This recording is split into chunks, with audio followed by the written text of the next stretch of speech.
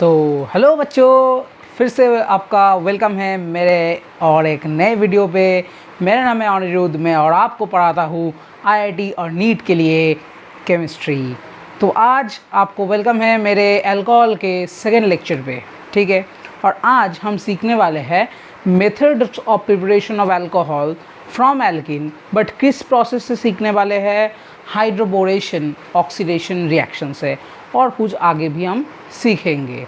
तो देखिए, ये हाइड्रोबोरेशन ऑक्सीडेशन रिएक्शन कैसे होता है। तो कोई भी रिएक्शन हो तो उस रिएक्शन का सबसे जो इम्पॉर्टेंट पॉइंट होता है, सबसे जो इम्पॉर्टेंट पॉइंट होता है वो क्या होता है? वो होता है रिएजेंट्स। उस रिएक्शन का रिएजेंट क्या होगा, उस रिएक्शन का रिएजेंट जानना बहुत ज़्यादा इम्पॉर्टेंट हो जाता है। तो देखिए, हाइड्रोबोरेशन ऑक्सीडेशन रिएक्शन, जो हम शॉर्ट फॉर्म में HBO रिएक्शन भी बोलते हैं, तो हाइड्रोबोरेशन ऑक्सीडेशन रिएक्शन में रिएजेंट होता है B2H6 इन THF सॉल्वेंट। अब देखिए, B2H6 क्या होता है? B2H6 होता है डाइबोरेट। अब डाइबोरेट क्या होता है? B2H6 डाइबोरेट होता है। और ये BH3 जो है, BH3 का एक डाइमर है, BH3 का एक डाइमर है। तो ये हम THF का मतलब क्या होता है? टेट्राहाइड्रोफ्यूरान। THF का मतलब होता है टेट्राहाइड्रोफ्यूरान, और ये ऐसा स्ट्रक्चर में आता है। तो ये इसको हम फ्यूरन रिंग भी बोलते हैं, ठीक है। एक 5 मेंबर रिंग जिसमें एक ऑक्सीजन एक एटम होगा, 5 मेंबर रिंग जिसमें ऑक्सीजन एक एटम होगा। तो इसका काम क्या होता है कि ये B2H6 जो है, इसको तोड़ के 2 यूनिट्स ऑफ BH3 फॉर्म करेगा। अब ये BH3 फॉर्म क्यों करेगा? B2, देखिए BH3 ऐसे नेचर में नहीं रहता, वो डाइमर फॉर्म करके रहता है, ठीक है। अब देखिए, आपने शायद केमिकल बॉन्डिंग में पढ़ा भी होगा, एक 3 सेंटर 2 इलेक्ट्रॉन बॉन्ड, ठीक है। 3 सेंटर 2 इलेक्ट्रॉन बॉन्ड एक होता है, उसमें आपने शायद पढ़ा भी होगा ये B2H6 के बारे में। तो ये देखिए कि BH3 जब हो जाता है, उसमें क्या होता है? बोरोन के पास एक वैकेंट ऑर्बिटल हो जाता है। तो वैकेंट ऑर्बिटल होने के नाते उसके पास इलेक्ट्रॉन का डेफिशिएंसी होता है। तो वो इलेक्ट्रॉन कहीं से भी मिले तो इलेक्ट्रॉन लेना चाहेगा। अब देखिए क्या होता है कि ये कोई भी एक कंपाउंड जो इलेक्ट्रॉन लेना चाहता है, तो उसको हम क्या बोलते हैं? इलेक्ट्रोफाइल, ठीक है। तो BH3 जो है वो एक इलेक्ट्रोफाइल की तरह एक्ट करेगा इस रिएक्शन पे। इलेक्ट्रोफाइल का मतलब है इलेक्ट्रॉन लविंग स्पीशीज़, ठीक है।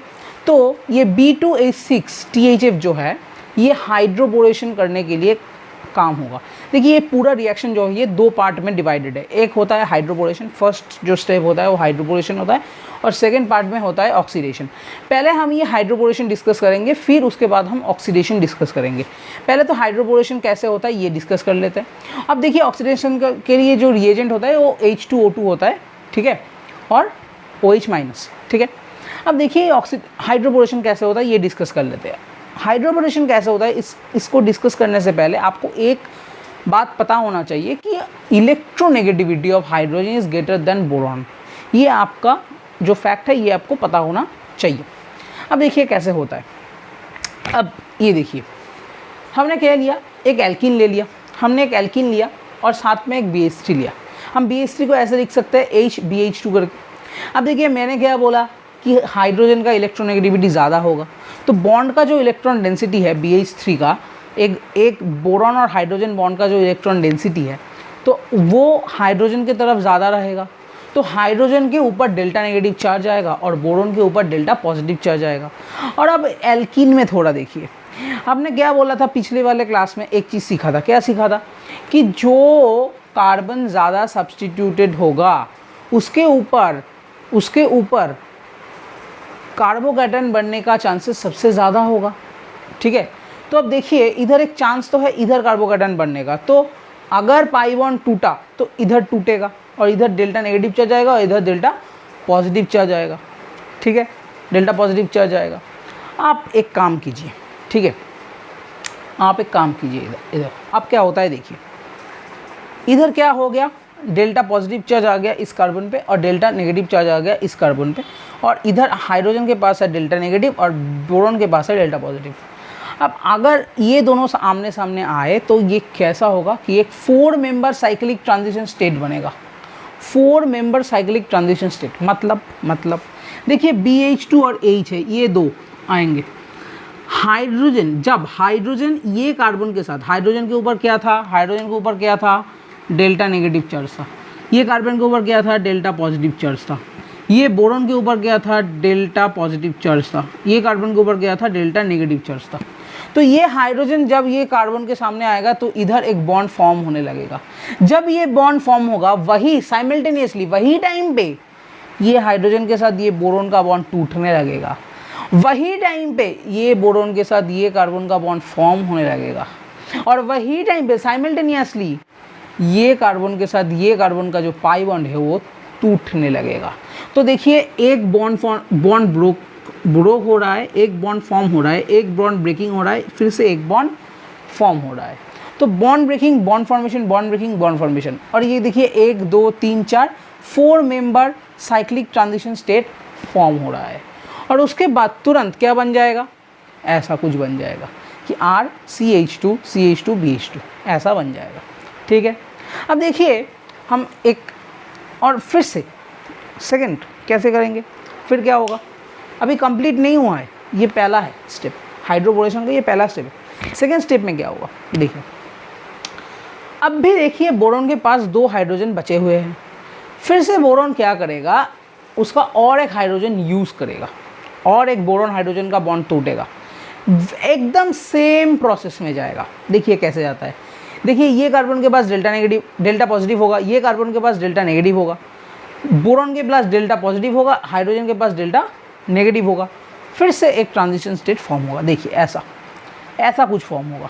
देखिए ये जो पार्ट है ये पहले वाले स्टेप से जुड़ गया है। अब एक हाइड्रोजन, बोरॉन के पास 2 हाइड्रोजन था, एक हाइड्रोजन इधर बच गया और एक हाइड्रोजन ये कार्बन के साथ जुड़ेगा, बोरॉन ये कार्बन के साथ जुड़ेगा और इस दोनों का बीच का बॉन्ड टूटेगा और इन दोनों का बीच का पाई बॉन्ड टूटेगा। तो देखिए ऐसा कुछ फिर से फॉर्म हो जाएगा। अब भी देखिए बोरॉन के पास और एक हाइड्रोजन बचा हुआ है, बोरॉन ये हाइड्रोजन भी यूज़ करेगा। देखिए कैसे यूज़ करता है। और अब देखिए, अब एक चीज़ देख लीजिए इधर, ये देखिए CH2 CH2R CH2 CH2R, ये 2 कॉमन पार्ट आ गया है। तो हम ऐसे भी लिख सकते हैं उसको, boron CH2 CH2R whole twice. अब देखिए बोरॉन के पास फिर से डेल्टा पॉजिटिव, हाइड्रोजन के पास फिर से डेल्टा नेगेटिव, कार्बन के पास फिर से डेल्टा नेगेटिव, ये कार्बन के पास फिर से डेल्टा पॉजिटिव। सेम काम कीजिए। अब मैंने इधर ये वाला ड्रॉ करके फिर से नहीं दिखाया, क्लमजी हो जाता, तो मैंने डायरेक्ट ऐसा लिख दिया कि बोरॉन के पास जितने भी हाइड्रोजन थे, 3 हाइड्रोजन थे, तीनों हाइड्रोजन CH2 CH2R से रिप्लेस हो गए। अब हमारे पास कुछ ऐसा है, और इसको हम जब ये H2O2 और OH- से ट्रीट करेंगे तो ऑक्सीडेशन होगा। आप ये पॉज करके नोट कर लीजिए, फिर हम ऑक्सीडेशन में जाएंगे।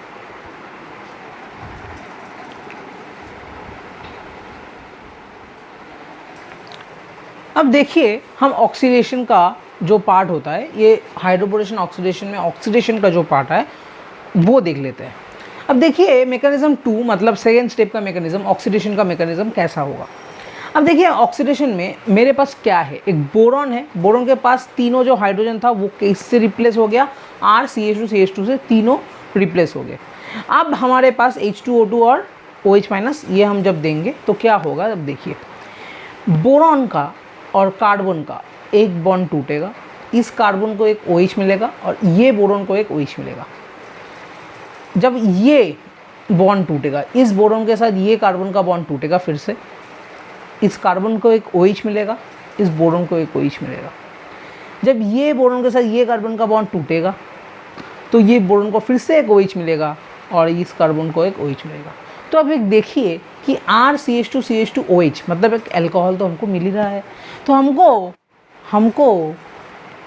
3 मॉलिक्यूल अल्कोहल का मिलेगा और 1 मॉलिक्यूल बोरिक एसिड का मिलेगा। ये बाई प्रोडक्ट होता है, ठीक है, बोरिक एसिड एक बाई प्रोडक्ट होता है, इसको इतना याद रखने की ज़रूरत भी नहीं है। तो हमारे पास क्या आ गया, 3 मॉलिक्यूल्स ऑफ अल्कोहल। अब देखिए ये तो हो गया इसका मैकेनिज्म। अब एग्ज़ाम में करने के लिए इतना ज़्यादा याद रखने, अब बार बार इतना करके लिखेंगे तो आपको बहुत ज़्यादा टाइम लग जाएगा। तो इतना टाइम तो हम लगा नहीं सकते। तो एक शॉर्ट मेथड आपको याद रखना पड़ेगा कि अगर एल्किन आया और ये जो रिएजेंट है B2H6 THF H2O2 OH-, ये अगर रिएजेंट आपको दिया गया तो मतलब हाइड्रोबोरेशन ऑक्सीडेशन तो हो रहा है, हाइड्रोबोरेशन ऑक्सीडेशन तो हो रहा है। और एक चीज़, इसको हम आंसर कैसे लिखें, इतना कुछ ना करके आंसर कैसे लिखें। अब देखिए हाइड्रोबोरेशन ऑक्सीडेशन जब भी दिया हुआ होगा, आप एक काम कीजिए, पानी लीजिए H2O और उसको एंटी मार्कोनॉफ के रूल से इस एल्किन में जुड़ दीजिए। एंटी मार्कोनिकॉफ रूल आपको पता ही होगा कि नेगेटिव पार्ट जो है वो लेस सब्स्टिट्यूटेड कार्बन में जुड़ा जाता है, ठीक है। एंटी मार्कोनिकॉफ में क्या होता है, नेगेटिव पार्ट जो है, अब देखिए H2O के पार्ट्स तो दो पार्ट होगा, एक H+ होगा प्लस OH- होगा। नेगेटिव पार्ट कौन सा है, OH-, और इन दोनों में से ये वाला लेस सब्स्टिट्यूटेड है, ठीक है। अब हम क्या करेंगे, ये OH- जाके इधर जुड़ जाएगा और पॉजिटिव H जाके इधर जुड़ जाएगा, या बीच का जो पाई बॉन्ड है ये टूट जाएगा। अब देखिए इधर वही हुआ, देखिए ये CH था, ये CH2 हो गया, ये CH2 के साथ ये OH जुड़ गया। देखिए एकदम सेम रिजल्ट आया है, कोई प्रॉब्लम नहीं होगा। तो ये ट्रिक है, ये सिर्फ एक शॉर्ट ट्रिक है, ये कोई असल में कोई रिएक्शन नहीं है, एंटी मार्कोनिकॉफ इधर नहीं होता है, पर ये ट्रिक हम याद रख के क्वेश्चन थोड़ा जल्दी कर सकते हैं, इसके लिए हम ये ट्रिक को सीखते हैं, ठीक है। अब लिख लीजिए इसको, हम फिर कुछ क्वेश्चन देखेंगे और इम्पॉर्टेंट पॉइंट्स भी देखेंगे इस रिएक्शन के बारे में।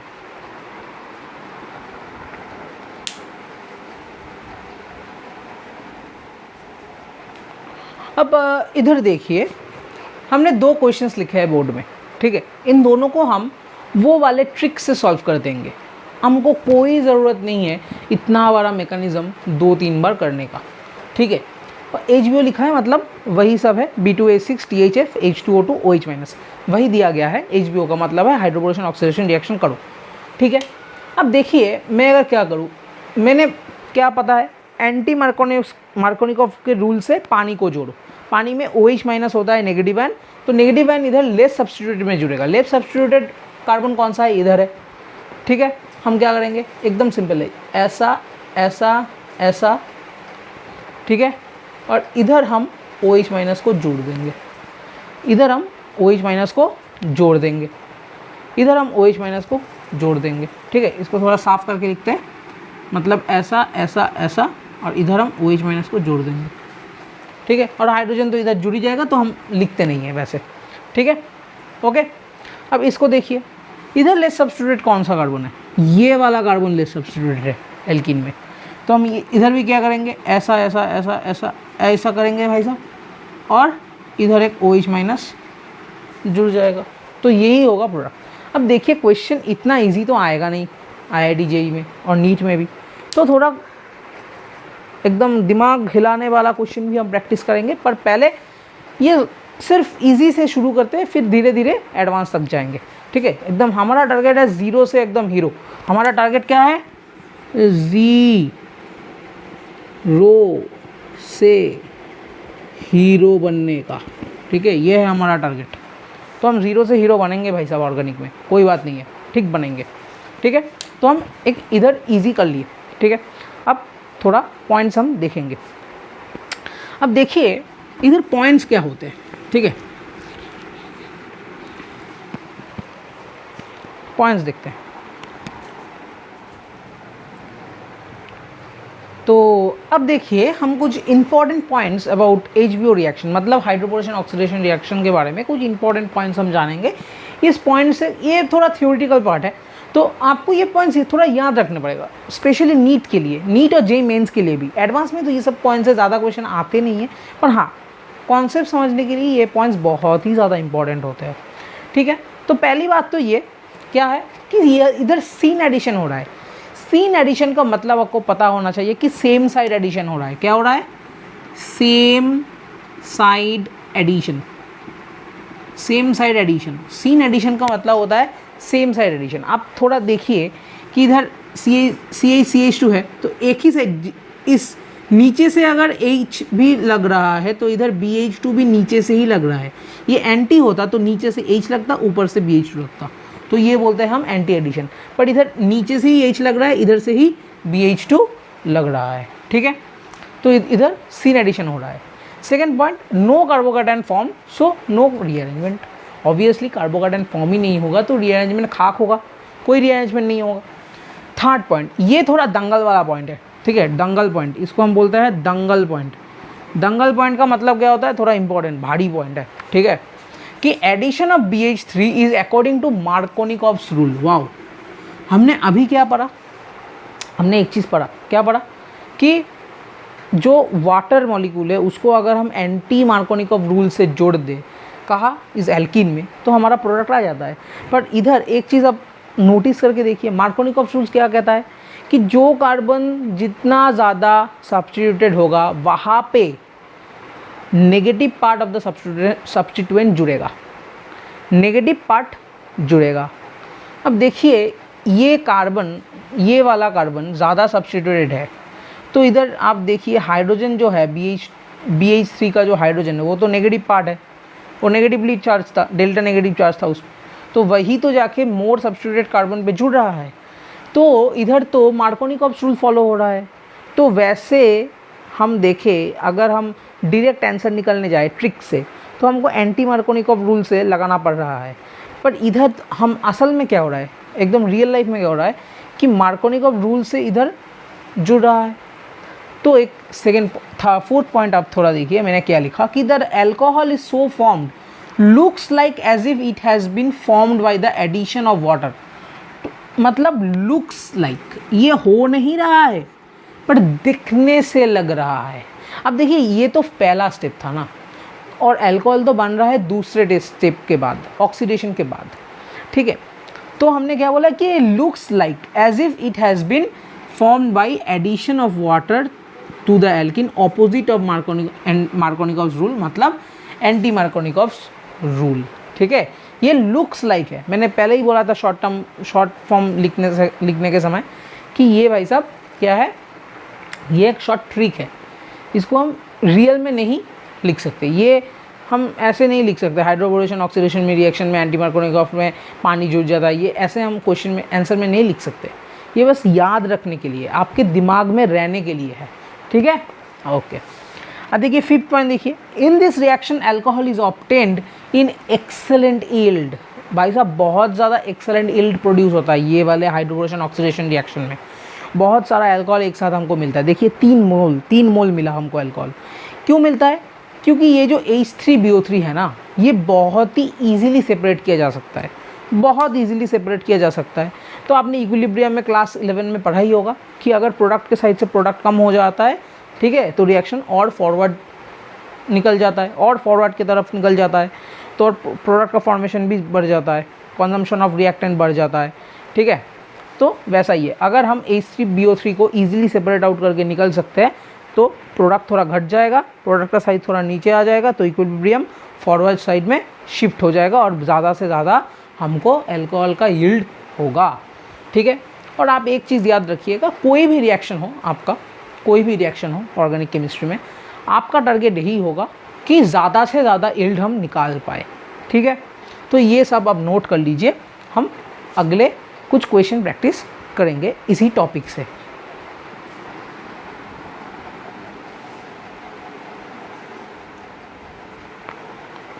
ओके, अब देखिए हमारे सामने दो क्वेश्चंस है, ठीक है, ये वाला क्वेश्चन और ये वाला क्वेश्चन। इधर तो एक ही क्वेश्चन में मैंने 4 तरीके के क्वेश्चन दिखाने की कोशिश की है, तो हम ये क्वेश्चन सॉल्व करके देखते हैं।